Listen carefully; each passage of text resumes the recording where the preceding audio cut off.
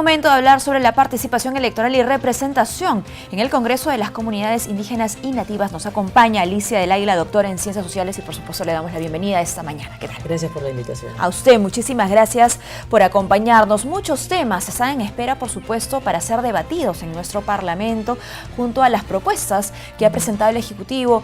No vamos a hablar de inmunidad en esta ocasión, pero sí es importante hablar sobre las comunidades indígenas en nuestro país. Hay 54 pueblos indígenas. Estamos hablando de un promedio de 4 millones de personas, ¿no? Casi el 14% de la población en el Perú, que necesita representación.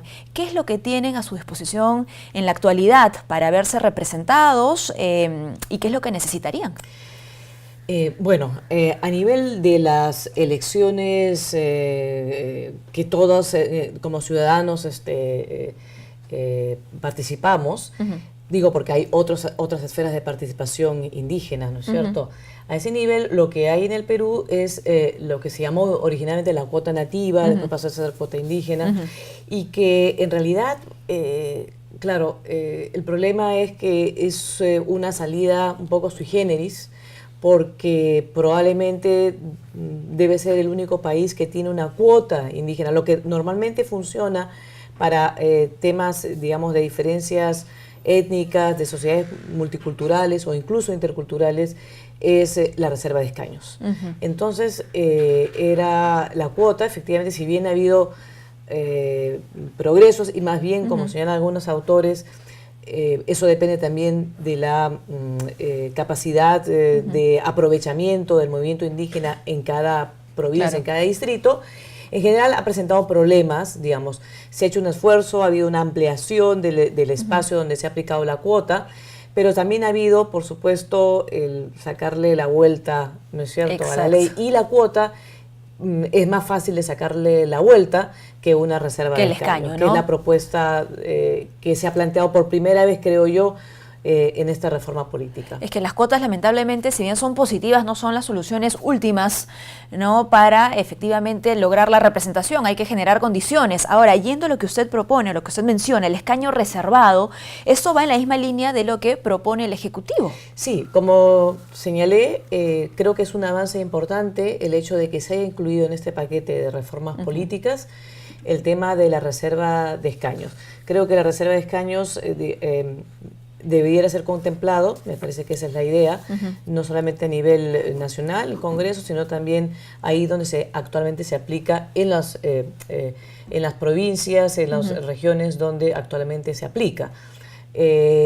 Ahora, eso no deja de tener complejidad, digamos. Hay el enunciado, pero el camino hacia adelante es ver cómo eso se traduce, porque lo que se avanzó realmente, bueno, es que 2 meses para proponer tantas cosas es muy difícil. Entonces lo que se avanzó en la propuesta de la comisión es, primero, que que exista una reserva de escaños, y 2, se propuso un escaño, lo cual, como tú bien mencionaste, de acuerdo a la envergadura, incluso si solamente consideramos la base de datos de pueblos indígenas o por lengua materna, en realidad no hay una desproporción.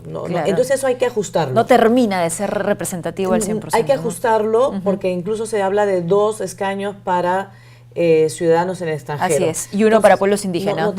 No hay, digamos, una proporción lógica, ¿no? Elevar el número de 130 a 133. Ahora, hay que recordar por qué se propone esto. Claro, la cuota electoral se aplica a las elecciones municipales, pero no a las parlamentarias. Claro. Tendría que aplicarse. ¿O podría darse de manera conjunta? Sí, yo creo que tendría que hacerse la reserva de escaños también ahí donde hay cuota, la llamada cuota indígena. Ahora, si me permites, no es fácil tampoco ni automático digamos, no hay una sola fórmula de cómo aplicar esa reserva de escaños a nivel Congreso. Es decir, por un lado tienes cuál es la población. ¿Vas a considerar por autoidentificación? Me parece que no. Por lengua materna, por base de datos de pueblos indígenas.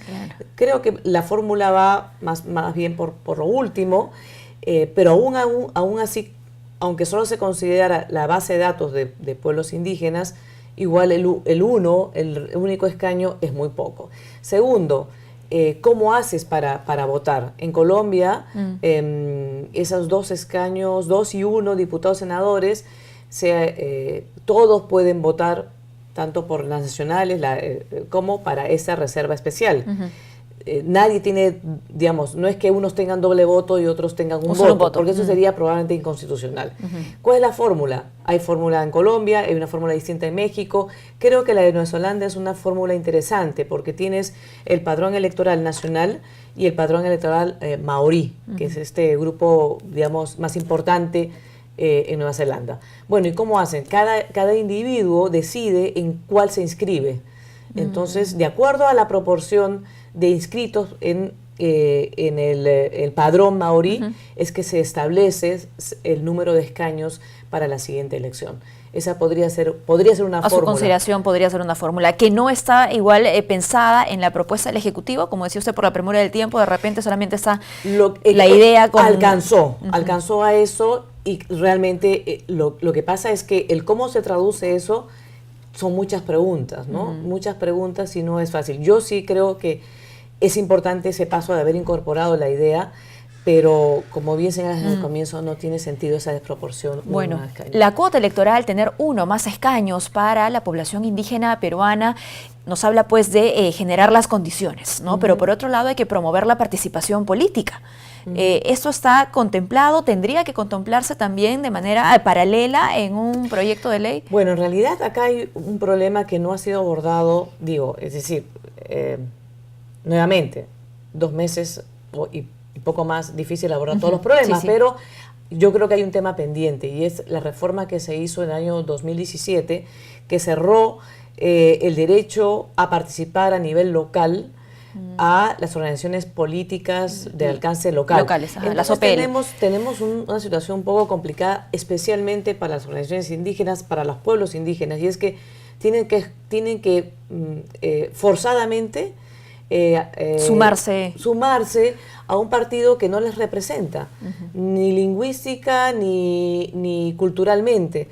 Entonces, eso es un problema, y es un problema que creo que en algún momento tiene que solucionarse, ¿no? No necesariamente regresar a las OPL, pero ¿qué pasa con las políticas de inclusión al interior de cada organización política también? Sí, pero creo que eso es una... Yo entiendo que hay una cuestión de miradas también y de cultura, ¿no? Sí. Yo creo que, parte de la discusión de la reforma política tiene que partir, valga la redundancia, de tener un diagnóstico más completo. Quiero decir con esto, yo concuerdo con la comisión en el sentido de que en los 80 teníamos un sistema de partidos más afiatado. El problema es que ese sistema de partidos, al año 1978 era de los más excluyentes de América Latina. Claro. Es decir, no estaban incorporados una gran mayoría, empezando por la población del trapecio andino, mayoritariamente indígena. Entonces, si queremos mejorar esos problemas estructurales, el reducir o simplemente anular el derecho de las organizaciones indígenas locales de ser representadas por ellas mismas, yo creo que ahí hay una contradicción, ¿no? Bueno, hay un gran reto también, ¿no? Cómo fortalecer los partidos políticos con esta mirada, ¿no? Las organizaciones políticas, para decirlo de manera general. Si hacemos un repaso histórico, la participación electoral de los pueblos indígenas de la Amazonía, ¿no? Por ejemplo, es relativamente reciente en el Perú. Las primeras elecciones se realizaron de manera activa, ya sea votando, siendo elegidos en 1983, ¿no? Pese a que ya había sido incorporado, me parece, en la Constitución del 79. Han pasado 35 años, si pensamos en el 2018, en las elecciones recientes. ¿Cuál es su parecer sobre la evolución que hemos podido hacer como nación? Nuevamente, yo creo que tenemos que revisar el diagnóstico. Por ejemplo, no es tan así que por primera vez en 1979. Es decir, en el siglo XIX votaban un buen porcentaje de indígenas. Lo que ocurrió fue a fines del siglo XIX hubo una ley que después de la Guerra del Pacífico, en plena vigencia del positivismo, que tenía esa mirada racista, digamos, la sociedad, entonces decidió, a contramarcha de la tendencia en América Latina, que debiera solamente votar los que supieran leer y escribir, lo cual en el Perú significaba la enorme mayoría de la población. Entonces tenemos un siglo XX cuya tendencia política, además en paralelo con una tendencia económica, fue al centralismo. ¿Sí? Entonces, primero, en los 79 no fue la primera vez. Segundo, tenemos que revisar bien ese diagnóstico, porque ese diagnóstico nos dice que en el siglo XX hubo un mayor centralismo y además tendríamos que, bajo esa mirada, ver cómo mejoramos la representación. Y creo que el enraizamiento, el pobre enraizamiento de los partidos políticos es estructural, no solamente de las últimas 2 o 3 décadas. Por tanto, pensar que obligar a los indígenas a que se inscriban en un partido u otro, cuando hay una enorme fragmentación histórica del país, es, digamos, creo que por ahí no vendría la solución. Efectivamente. Claro. Sería regresar un poco a lo mismo. Usted ha hablado sobre este centralismo político, ¿no? Que nos ha perseguido durante muchos años. ¿Considera que ha habido descentralización en otras esferas, quizá, que puedan de alguna manera ayudar a un mejor, no sé si futuro, pero de repente mejores condiciones en el mediano o largo plazo? Sin lugar a dudas, ha habido muchos esfuerzos de descentralización en las últimas décadas.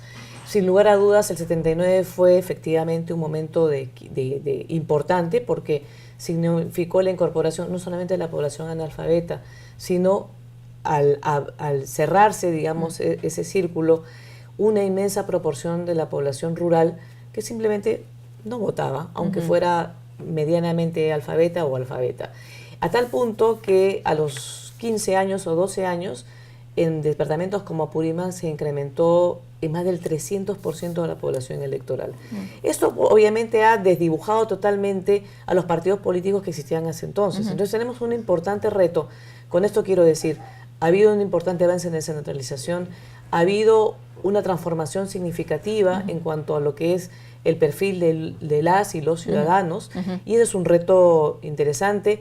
Hay tendencias que vale la pena resaltar, positivas en los últimos años, sin lugar a dudas. Nuestra invitada, Alicia del Águila, ha sido coeditora del libro Participación Electoral Indígena y la Cuota Nativa en el Perú, aporte para el debate. No es una publicación que recoge diferentes ensayos justamente sobre el tema. ¿Le parece importante seguir en esa línea de hacer ese tipo de publicaciones, poner el tema en agenda, que siga en discusión, que podamos ver en titulares ya no solamente que se habla de inmunidad, sino de uno más escaños para la población indígena? Sin lugar a dudas es un tema muy importante que espero sea puesto en el debate, no solamente en el Congreso, sino también en la sociedad civil, para poder avanzar en mejorar la representación y el enraizamiento, digamos, del sistema político en el Perú. Muy bien. ¿Cuáles serían sus conclusiones, señora del Águila, sobre aquello que tenemos pendiente? No solo, ojo, hablo de las autoridades, sino también nosotros como ciudadanos, ¿no es cierto? Porque no debemos desligarnos de lo que está pendiente para los pueblos indígenas. Bueno, la agenda, por supuesto, es importante. Han habido avances, repito, pero los retos, obviamente, de cara a los pueblos indígenas sigue siendo significativo. Si vemos los indicadores sociales, por lo general aparecen como los grupos más vulnerables.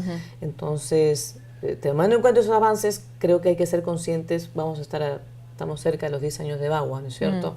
Importante definir metas para poder avanzar paso a paso en reducir estas brechas históricas, ¿no? Muy bien, muchísimas gracias por habernos acompañado. Hemos conversado con Alicia del Águila, doctora en Ciencias Sociales. Es momento de hacer una pausa. No se muevan, retornamos con mucho más.